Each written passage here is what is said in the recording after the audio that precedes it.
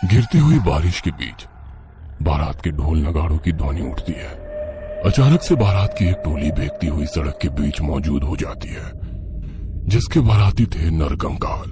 वो नाचते गाते जा रहे थे अपनी ही धुन में मगन। उनके शरीर जगह जगह से नुचे और कटे हुए थे, जिस कारण शरीर की हड्डियां और मांस साफ साफ दिख रहे थे।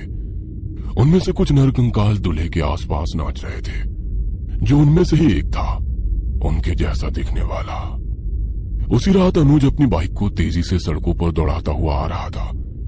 अपनी 10 घंटे की शिफ्ट पूरी होने पर अनुज को घर पहुंचने की बहुत जल्दी थी, इसलिए वो किसी भी मोड़ पर धीरा नहीं हुआ और बाइक की स्पीड को बढ़ाता हुआ तेजी से आगे बढ़ने लगा।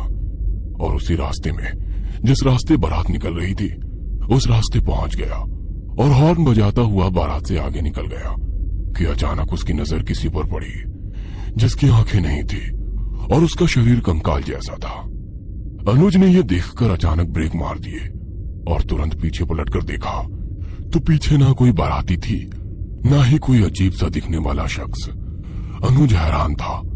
अनुज ने सोचा कि काम की थकान की वजह से शायद उसे भ्रम हो गया है।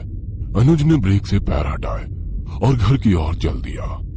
थका हुआ अनुज घर पहुंचते ही कब बिस्तर पर पड़ गया और कब उसकी आंख लग गई, ये उसे पता ही ना चला।